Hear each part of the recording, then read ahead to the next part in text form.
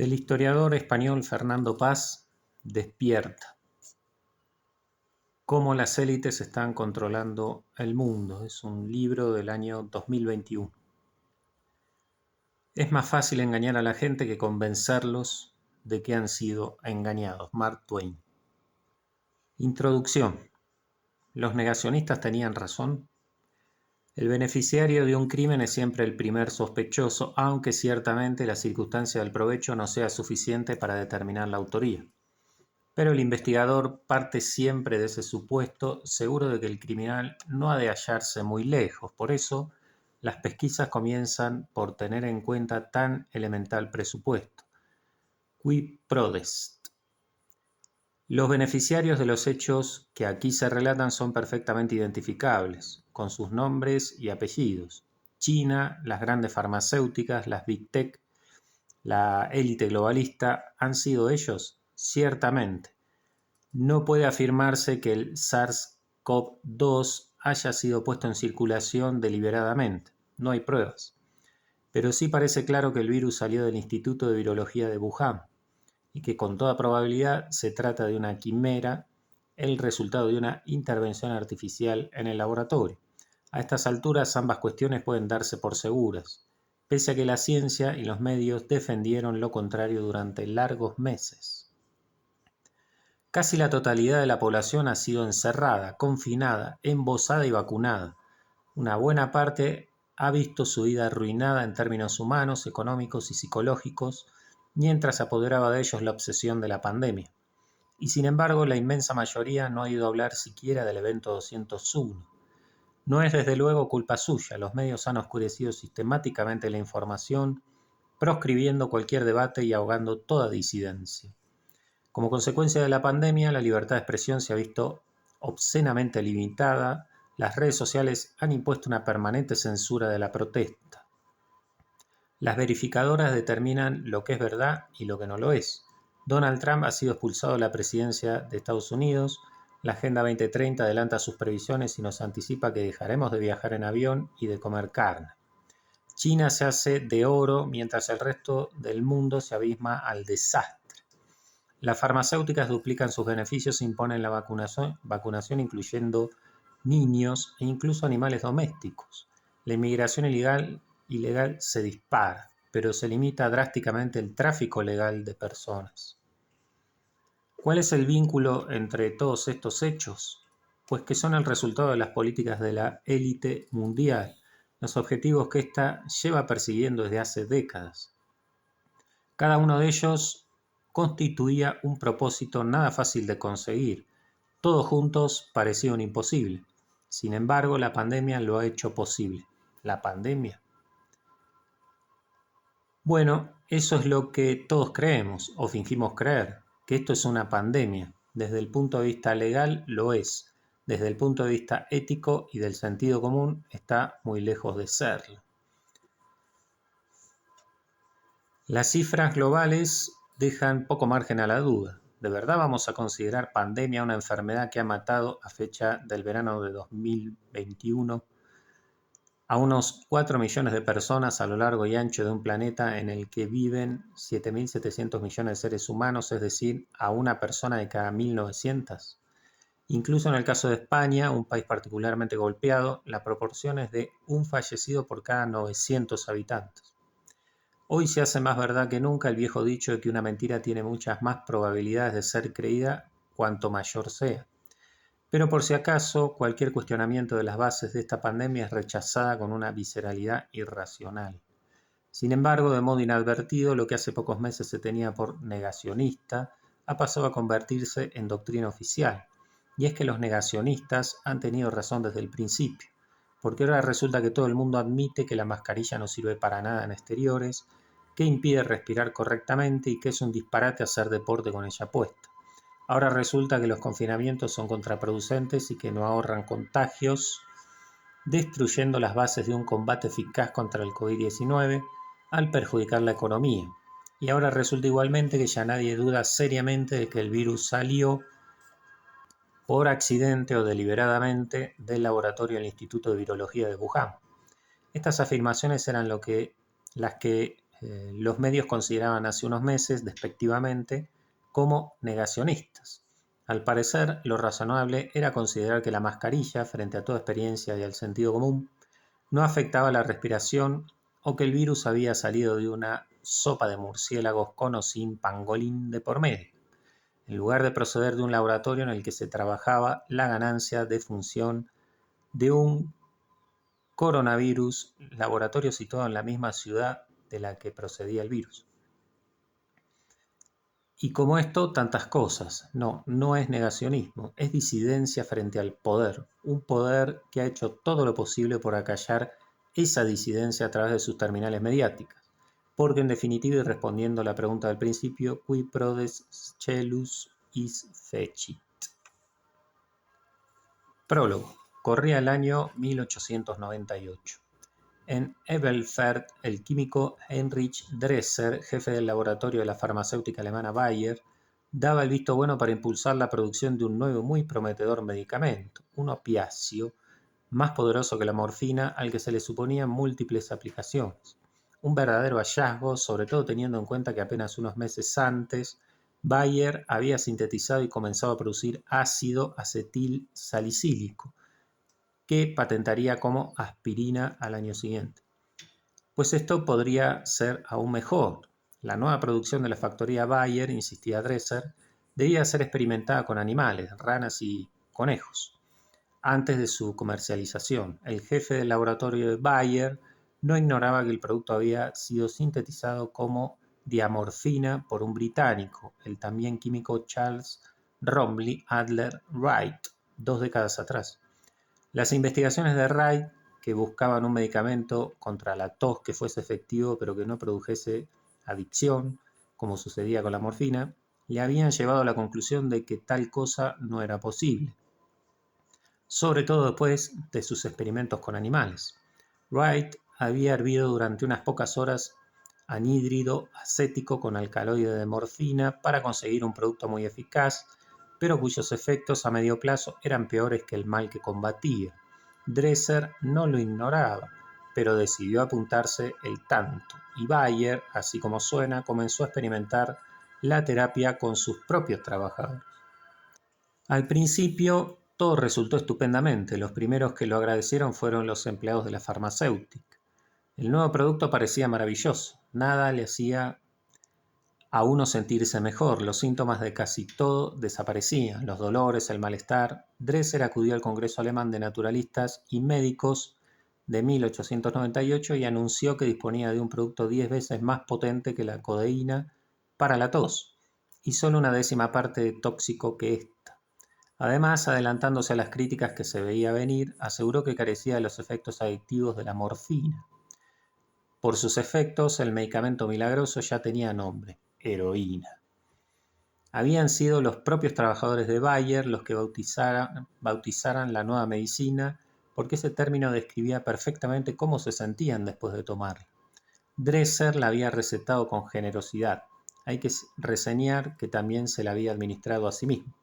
Y pese a los buenos resultados en un principio, en algún momento se había torcido el experimento.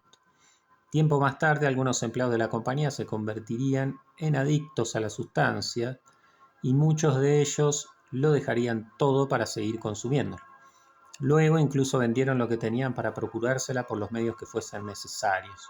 Terminarían sus días merodeando por los vertederos de chatarra para pagarse la creciente cantidad diaria que su cuerpo demandaba. De su actividad como mendigos por los basureros de Elberfeld les quedó el término yonki, en español una simple derivación de yunque, vocablo que no necesita más explicación si consideramos que junk significa en inglés basura o junk.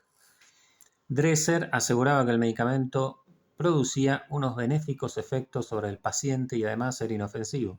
Resultaba 3 veces más potente que la morfina y podía consumirse por las más diferentes vías. Como sedante y para las afecciones respiratorias no había nada mejor. Incluso la psiquiatría le encontró una aplicación de primera en los tratamientos de depresión y neurastenia. Y hasta se recetó para los tratamientos de rehabilitación de los morfinómanos. El Boston Medical and Surgical Journal consideraba la heroína superior a la morfina y sin riesgo de adicción. Huelga precisar que, en el hígado, la heroína se transformaba en morfina y que la adicción que generaba era mucho mayor que la de esta. A fines del siglo XIX, la tuberculosis causaba estragos en Europa. Se trataba de un mal que parecía imparable, por cuanto se padecía desde el siglo XVII, y conforme había aumentado el hacinamiento, consecuencia de la revolución industrial, incluso se había agravado. No era raro que los niños enfermasen de ella y que enfermasen de ella y que, peor pertrechados inmunológicamente que los adultos, muriesen. Por toda Europa y América, un gran número de familias había experimentado la angustia nocturna de oír la tos de sus hijos preparándose para lo peor. Bayer comenzó una campaña contra la tuberculosis por los 5 continentes y, dadas las cualidades de la heroína, su consumo se dirigió en especial a los niños.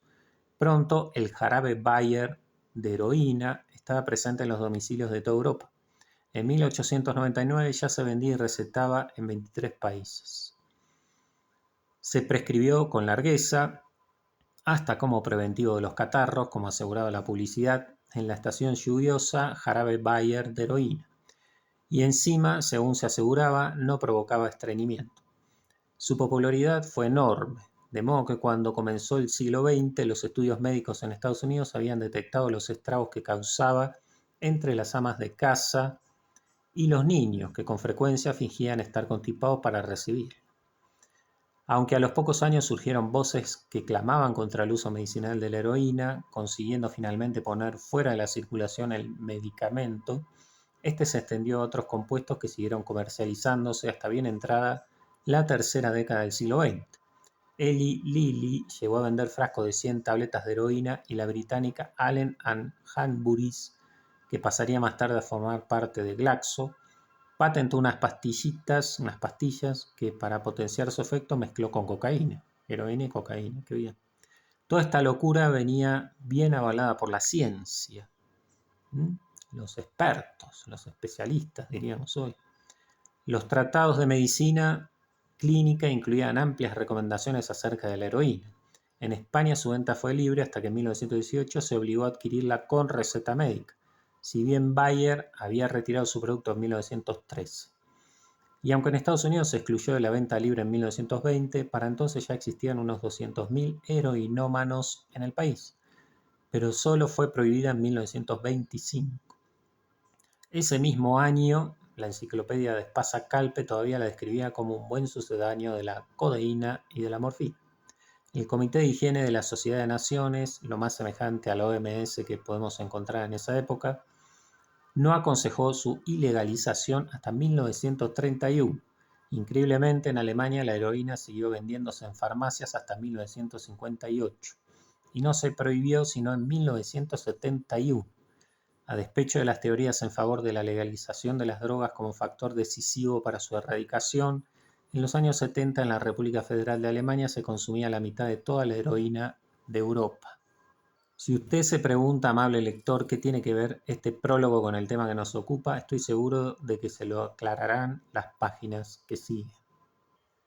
Antes de comenzar con el capítulo primero, que se titula El evento 201, este libro del historiador Fernando Paz, es bueno recordarlo, recuperarlo y releerlo ahora en 2026, cuando parece que la élite está tratando de instaurar nuevamente una de estas pandemias a propósito de algún virus que aparezca por ahí, como en este caso el hantavirus, un virus que en la Patagonia Argentina conocemos largamente.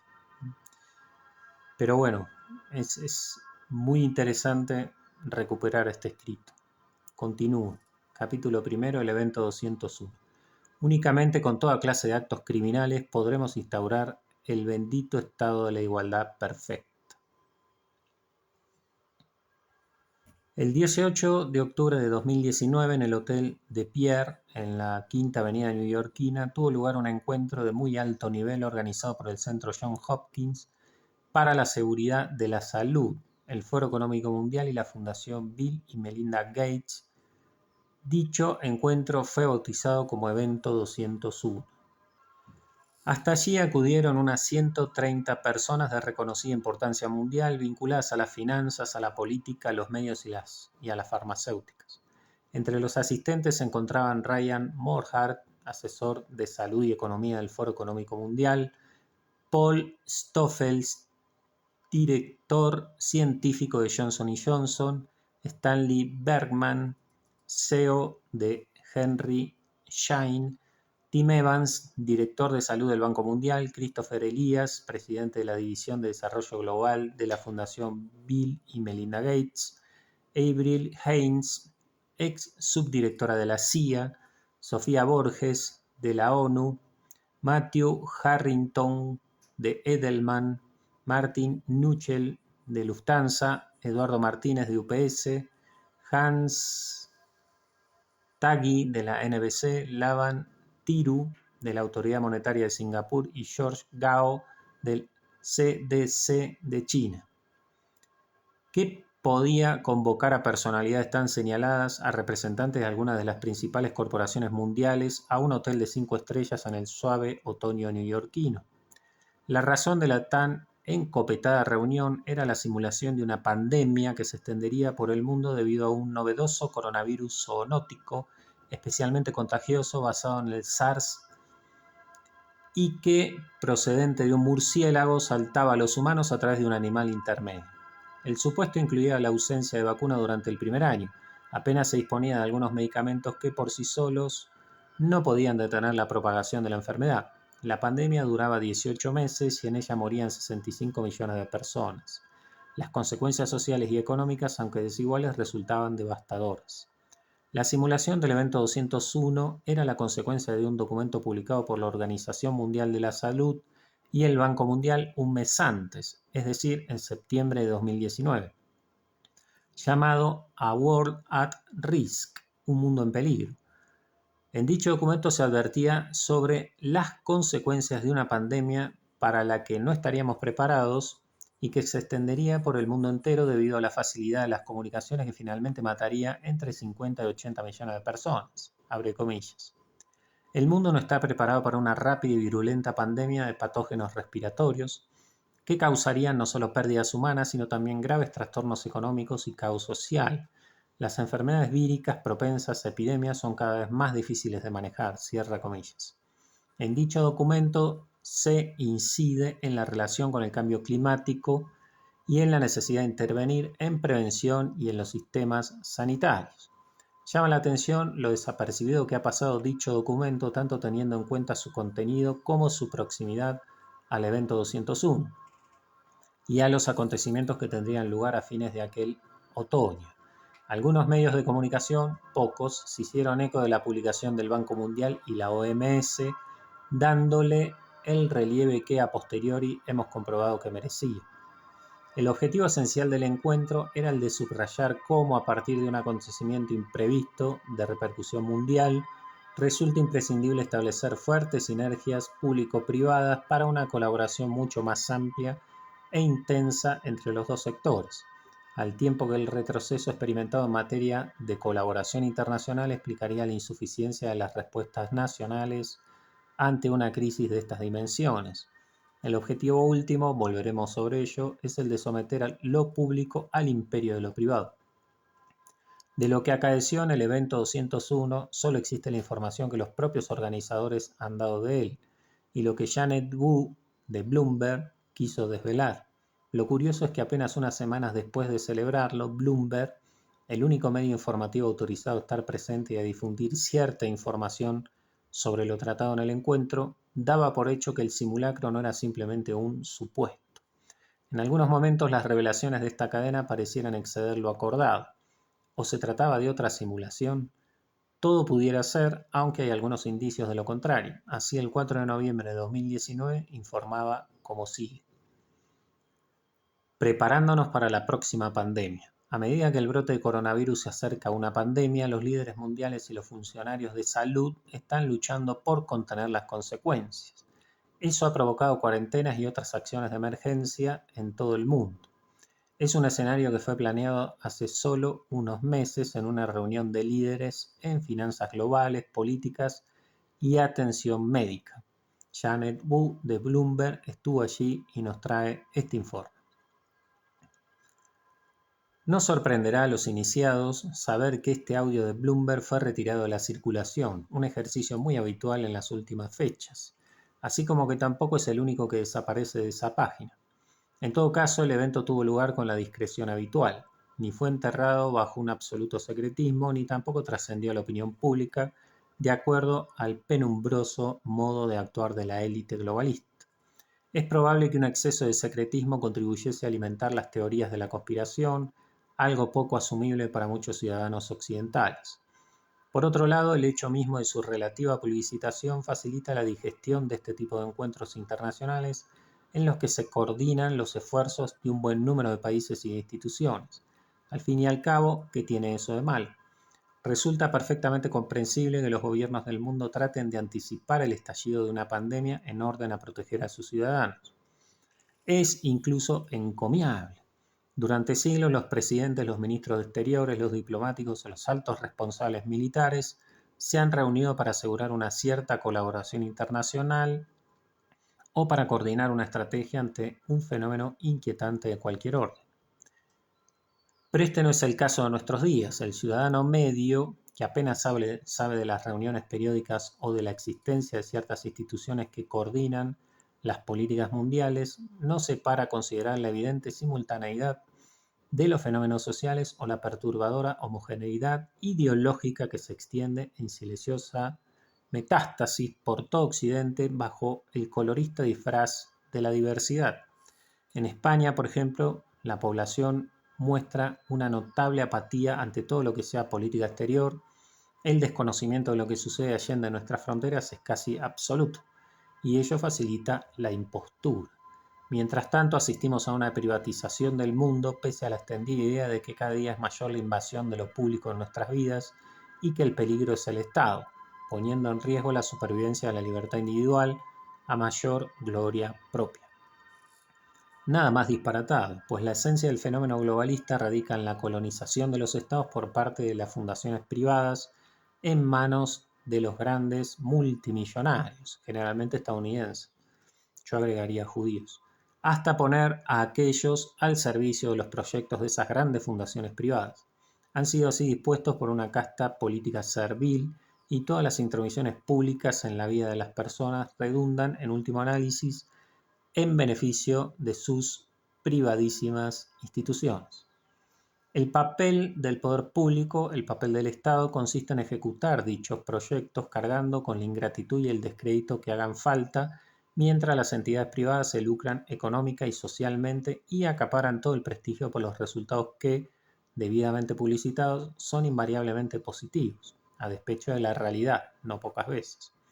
Valga como ejemplo paradigmático la figura de Bill Gates, valorada positivamente en términos generales por la opinión pública, mientras la OMS se hunda en el descrédito un poco más cada semana. No son muchos los que saben que Gates es quien dirige la OMS desde la sombra, a través de sus fundaciones, y que por tanto es el responsable de sus desatinos, de sus cambios de criterio, de su volubilidad. Pero el magnate de Seattle sale sistemáticamente reforzado de sus comparecencias públicas sin que nadie le recuerde su responsabilidad al respecto. Lo más significativo es que ya nadie se escandaliza de esa intromisión de lo privado en lo público, de ese sometimiento de lo público, de lo que es de todos y por todos está financiado, a los intereses privados. ¿Por qué Bill Gates, y como él muchos magnates multimillonarios, está presente en los órganos de decisión internacionales? Gates no deja de ser un particular que al margen de su cuenta corriente y patrimonio, y yo soy consciente que no se trata de un detalle baladí, no es diferente de usted o de mí. Por eso, todas sus ventajas económicas no deberían concederle ningún derecho, ni mayor capacidad de decisión sobre lo que es de todos que los que usted y yo podamos tener. Entonces, ¿a qué se deben estas reuniones en las que están presentes dichos magnates? Ya no cabe negar la existencia de una élite globalista crucial en nuestras vidas hasta un punto que incluso un ciudadano avisado seguramente no creyese. Esa élite que verdaderamente hoy rige los destinos del planeta tiene por principal característica la de no haber sido elegida por nadie, sino haberse impuesto a través de procesos que determinan los propios miembros de la élite. Y para imponerse deben suprimir la soberanía de las naciones y de las personas, convirtiendo la democracia en una farsa. Hoy en Europa, aunque revestidas del oropel habitual, las elecciones apenas determinan los aspectos políticos sustanciales, dado que las principales decisiones que nos afectan se toman en Bruselas. Nosotros tan solo elegimos quiénes van a gestionar esas decisiones que otros toman por nosotros. La élite globalista tiene por objetivo el poder, sí, pero un poder que persigue la imposición de un proyecto ideológico al que nos referiremos en las siguientes páginas.